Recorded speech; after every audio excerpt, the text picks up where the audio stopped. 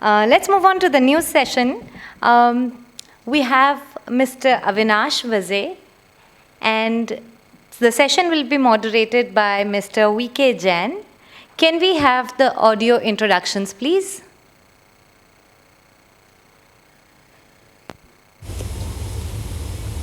Mr. Avinash Vaze has sailed as radio officer on merchant ships.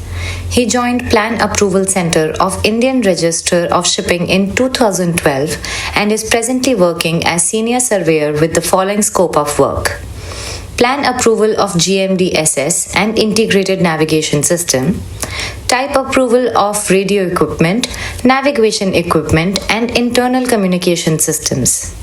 Mr. Vaze contributed towards development of IRS guidelines on maritime cyber safety and remotely operated vessels and autonomous surface vessels.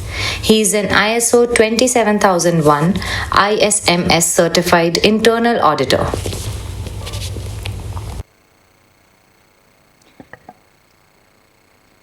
Can we also have Mr. V K Jain's introduction? Mr. Vijendra Kumar Jain graduated from DMET Kolkata 1981 to 85 batch, and then sailed for 8 years in the Great Eastern Shipping Company, with the last 1.5 years as chief engineer.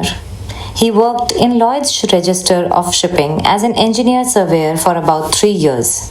Have been running New Tech Maritime Services in Mumbai for the last 25 years, which is primarily involved in thickness measurement on ships and technical consultancy. Currently, he is the All India President of the Institute of Marine Engineers India (IMEI) since 2021 and is actively involved in the setting up of international chapters of the IMEI, which is a path-breaking initiative on the occasion of India's 75th Independence Year to spread IMEI across the globe and to enable induction of foreign members into the IMEI. He's also been the co-convener of InMarco Innovation 2014 and convener of InMarco 2018. We heartily welcome you, Mr. Vaze.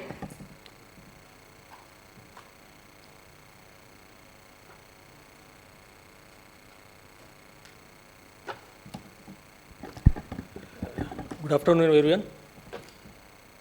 So, all the presentations before me were all startups and innovations. So, let me talk something about futuristic communication needs for future maritime vessels.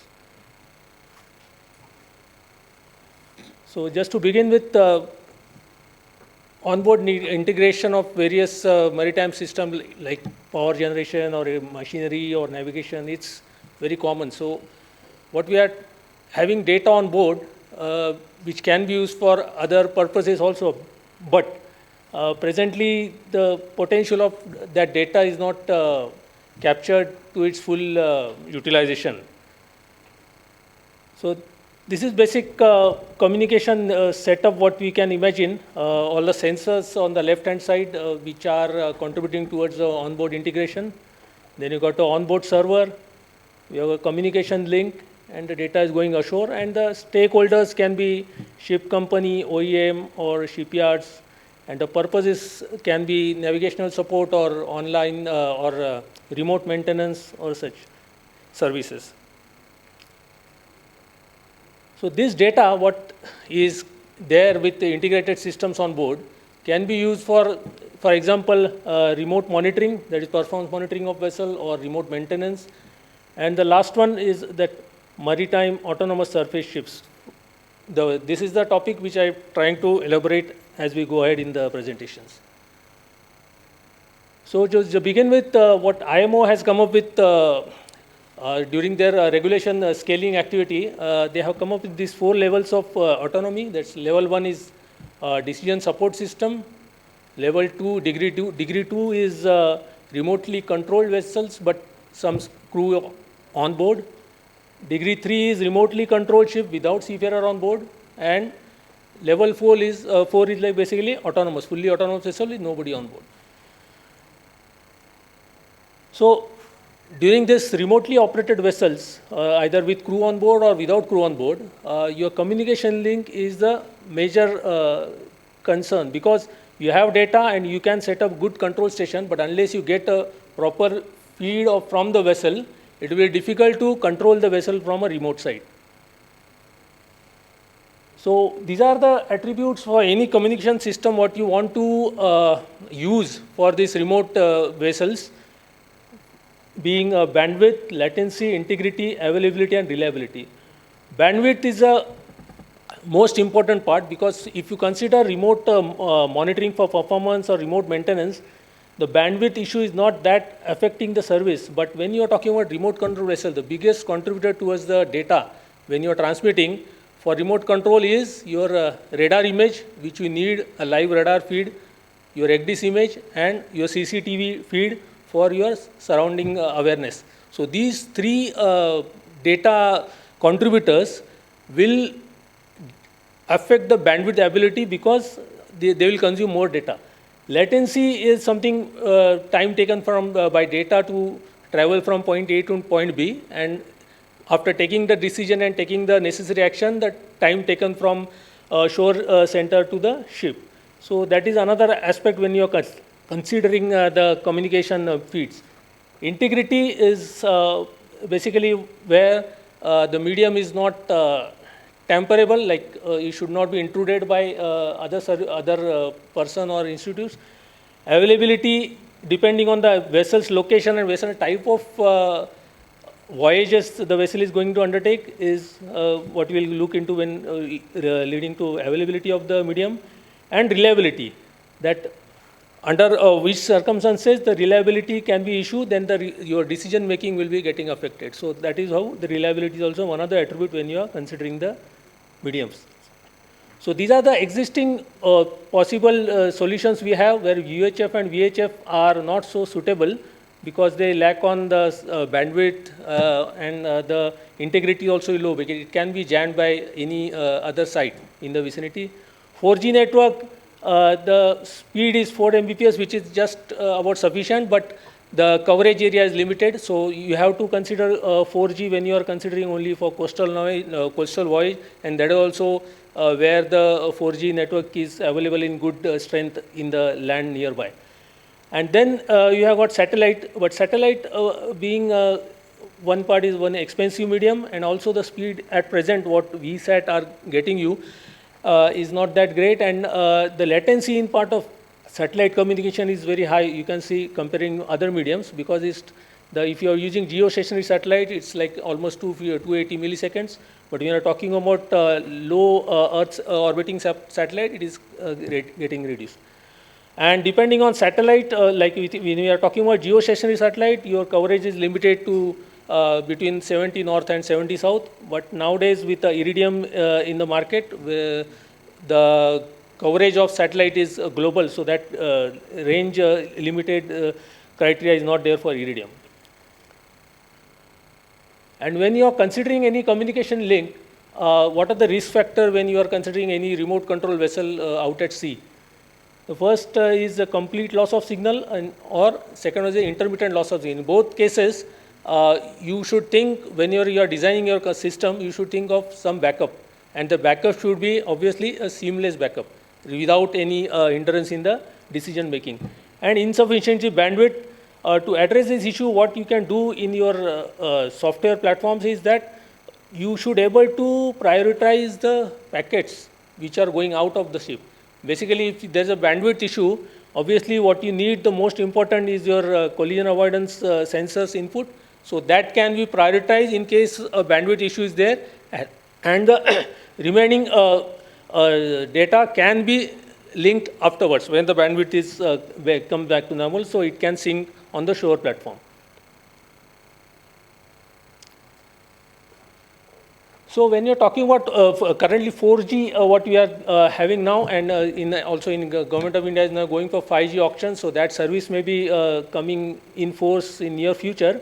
With 5G, what is happening is for the terrestrial networks, your bandwidth is going to be very good, and all the services what you can think required for remote control will be basically seamless. And with the introduction of light Earth operating satellites which are going to provide 5G, so that satellite coverage will increase your availability of a signal across the globe, not restricting to the terrestrial networks.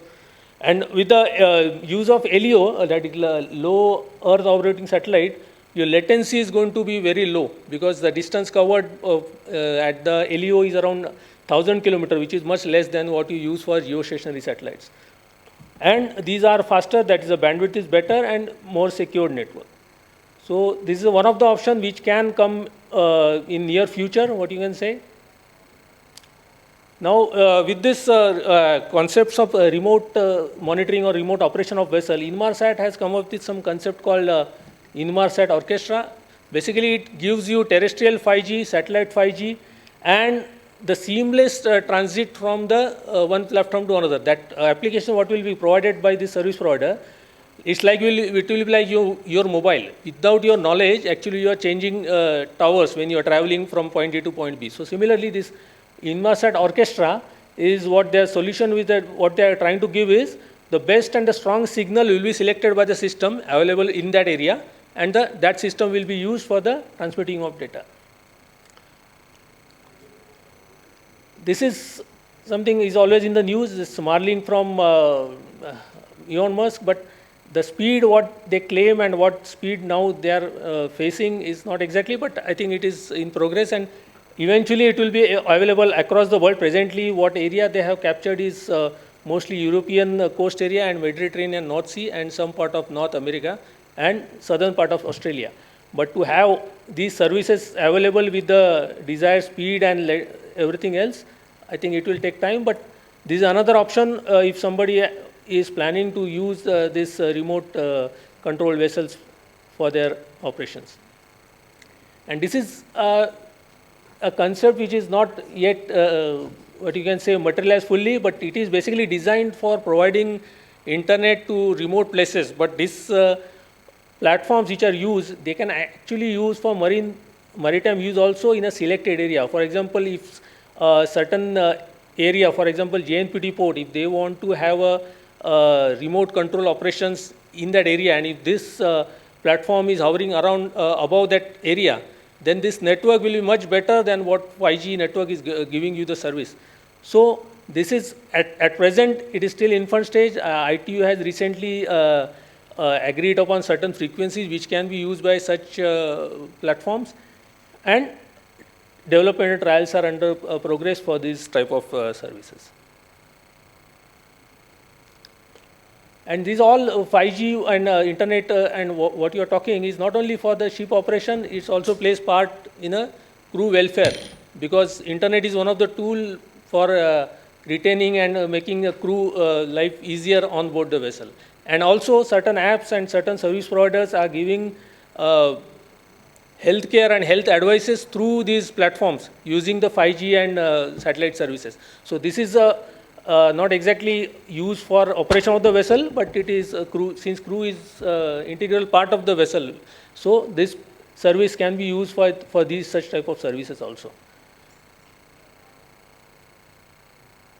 But whenever you are talking about these remote control vessels and connectivity ashore, the biggest catch point is your cyber security.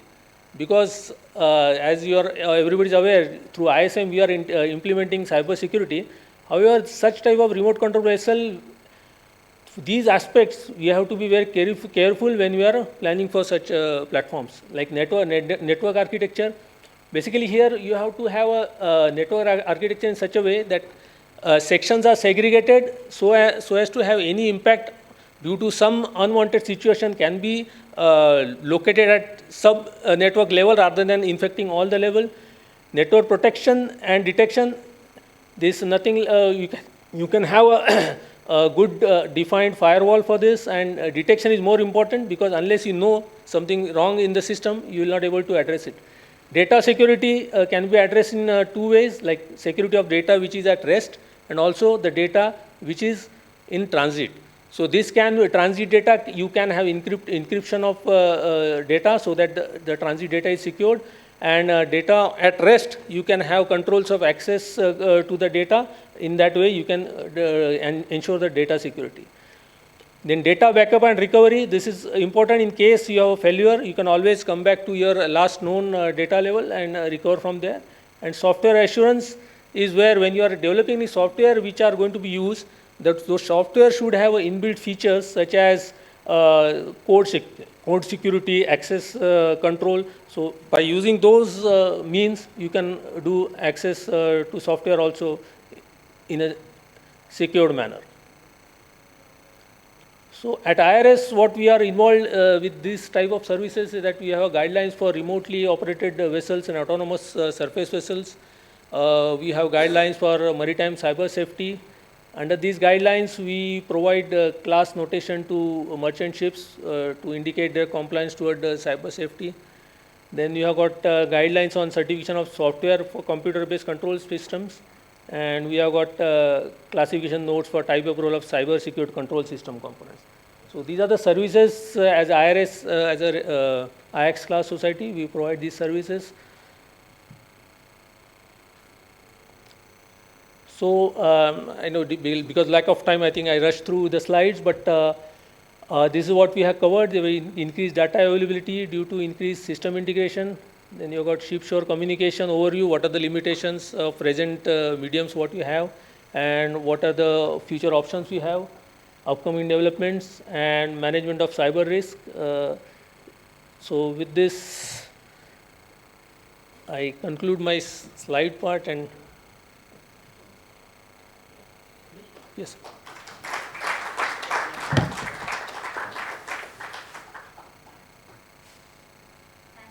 Thank you, Mr. Vaze. May I request Mr. Jain to come and moderate the session? Can we welcome him with a round of applause?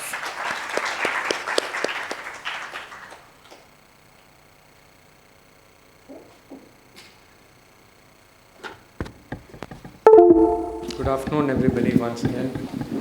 I think Captain Nikunj Parash managed to keep us all awake with the brilliant presentation earlier, as was done earlier by Captain Dhruv. I think some great entrepreneurship being shown here in this room today, and definitely TIM is gaining traction and more of interest. Coming to the topic at hand, ship-shore communication. Thank you, sir. Please sit. Thank you, Mr. Avinash Vaze, for a most very informative presentation. Right from the days of RT, WT, whatever, we are now on to satellites, and I would say ships have always been a little bit ahead.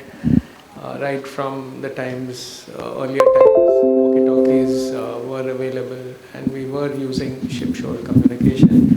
I think Mr. Vaze has highlighted a number of things in which way the ship-shore, the communication can be utilized to a great extent. I would like to ask, open the floor for questions. And even before that, may I ask one question? I have two questions, but let me get to at least one of them. There is a slide in your presentation where you mentioned about IRS providing services to the industry, and you listed, I think, 4 things. One was Yes, sir. Cyber security, one was something rules for autonomous ships, also about software. So what is the progress that IRS has made in the Indian market or even abroad? Now it is an IX, full-fledged IX number. So how do you find the uptake for these 4 services which you have mentioned in your presentation? Yes, sir.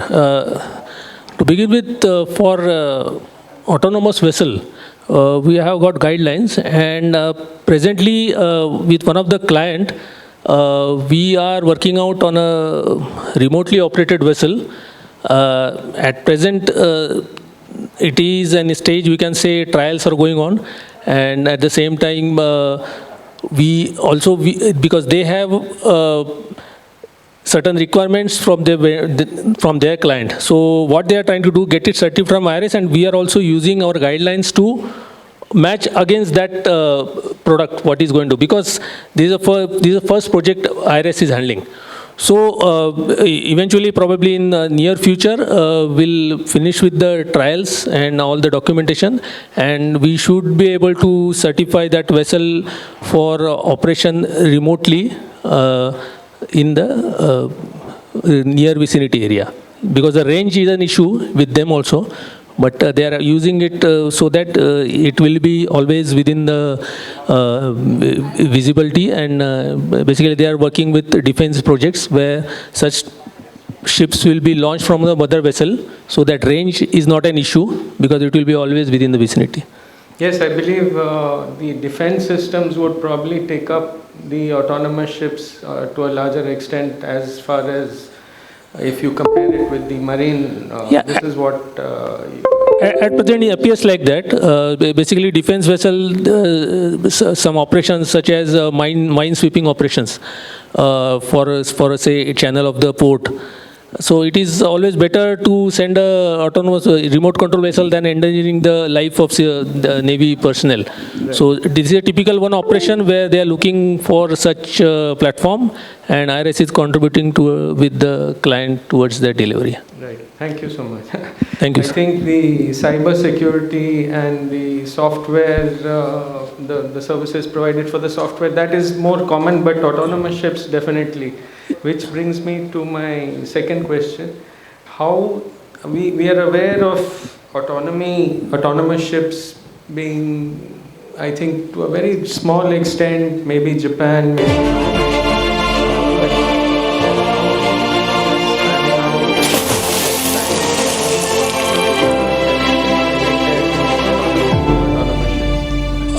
regarding full autonomy at IMO level, last year they have published a paper on regulatory scoping activity, what they have completed.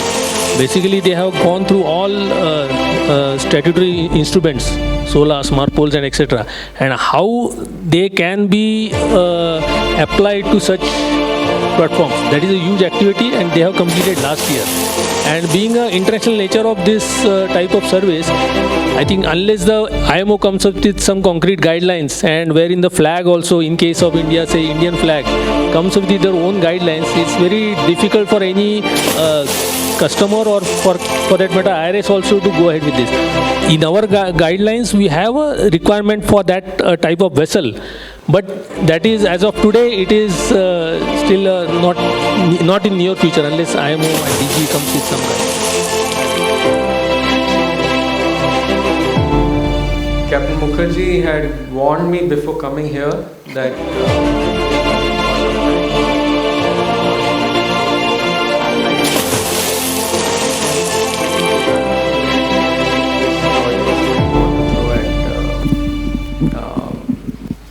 Mr. Vaze. Sunil Sule, Principal, Anglo-Eastern Maritime Academy.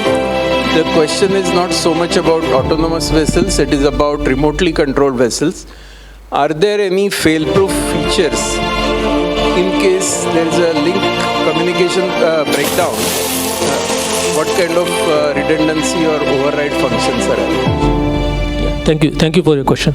The presently project what we are working, the software part of that platform is designed in such a way, if there is a break in the communication link, it is designed to come back to its origin place.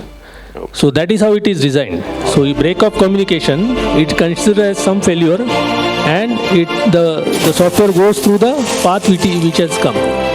Because these vessels are, you can program the path and you can control also. Right. So basically, once you program the path, it knows the starting point. So once there's a breaking link or certain time lag is there, when it considers that as a failure, it should come back to the origin. Thank you, understood. Thank you, Steve. In case the students have any questions,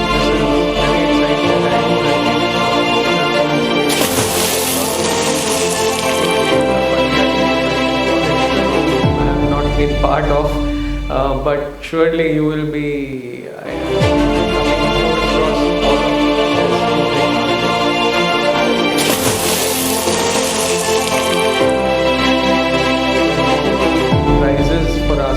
question, but you never know.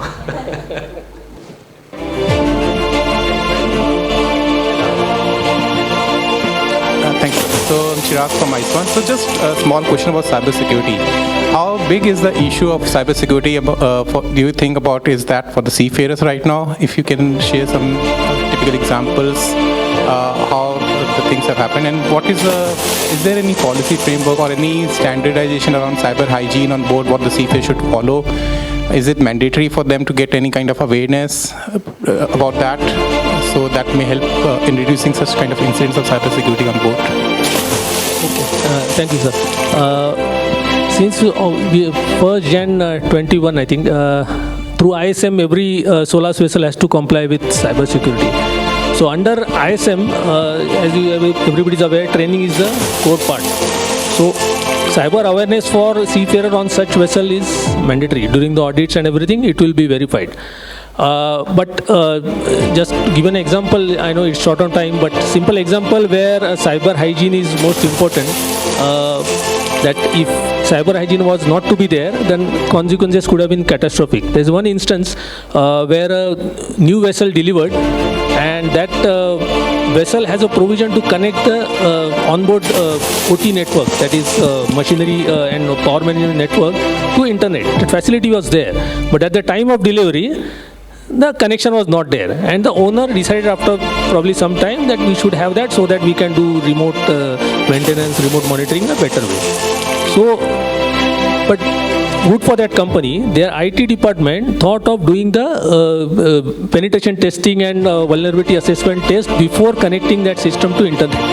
And during the VAPT, what they observed, there was a suspicious program already inside the system. With the connection to internet, it could have activated itself and taken the data or blocked the data for ransomware or something, because the ship is coming out of shipyard. So you don't know which engineer has used his laptop which was not clean. So this is a simple thing which, if not have taken care of, it could have given a disaster. So understanding of what going wrong can improve the cyber hygiene performance of the ship crew. Thank you. Yes, I think we'll ask one last question.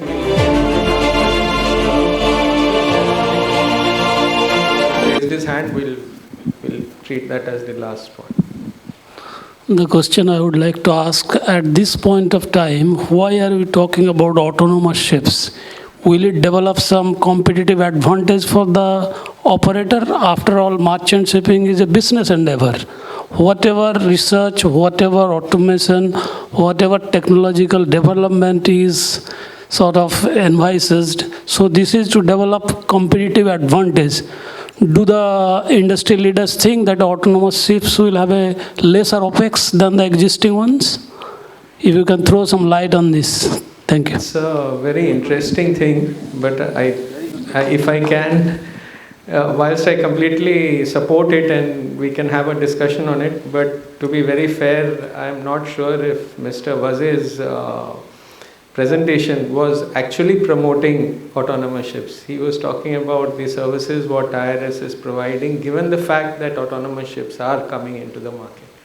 But you can, if you wish. What I mean to say, not exactly implementing autonomous ship into the industry, but as a technology, we should be ready for any technological change.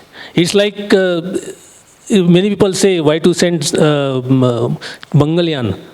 You are not going to gain any directly from that. But as a country, we should be ready with the latest technology. If the time comes, Absolutely. you should be able to use that technology to your advantage. Not that we are making seafarers jobless or something like that. I'm reminded of a saying by Thomas Alva Edison. He once said that I haven't learned what I wanted to do by trying. Maybe I've failed 10,000 times, but I have learned how not to do a thing 10,000 times. So I think that's what our conference here is all about. It's about technology in the times ahead. And with this, I think one student raised his hand. Did you raise your hand, anybody? Yeah, please. Identify yourself, please, and then go ahead.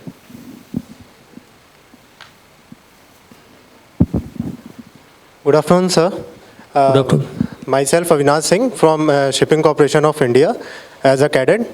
And good afternoon, all the captains present here. My question is that what will be the future of newly cadets or, if the ships are going to be autonomous? No, let me assure you. Let me assure you, by the time probably when you, by the time you become master, you don't think autonomous vessel will be in the JNPT. Please. Yes, please, sir. I am taking this liberty to answer this question because I get fielded this question quite often during my lectures. So the answer to your question, firstly, you need not get scared because there's going to be a lot more jobs than what you have the capacity of doing right now. But the skills required will be much different. You know, I'll give you a small example. There was a Maersk tanker, and which was supposed to, the fourth engineer was supposed to get relieved. And when the fourth engineer, when the agent came, agent put a box, carton in front, on the captain's table and said, "This is your reliever," or fourth engineer. So, you know, things are changing, and the kind of skills you will require in future, maybe down the line, maybe 25 years down the line, will be much different. So you will be taught that. Don't fear of losing your jobs, but be inspired with the fact that you might have much more jobs than you have right now. Yes. The Industrial Revolution showed us that. So I think that's the answer. Thanks anyway for the brave effort in asking such a relevant question for you, for your this thing. Thank you very much. I hope, I think we'll...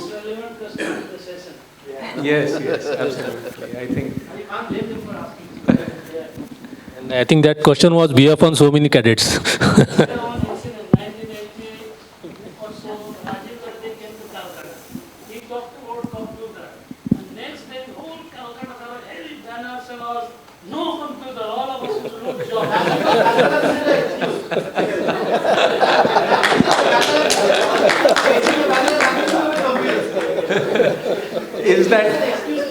Is that an answer from one Calcuttite to another one? Thank you so much. This is a new title, Calcuttite.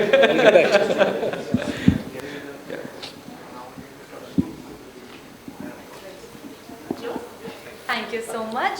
Thank you so much. We are sincerely grateful to Mr. Vaze for such a beautiful, technically engaging session.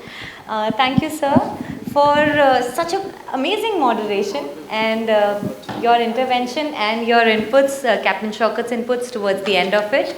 Can I request Captain Dhruv to present mementos to Mr. Vaze as well as Mr. Jain?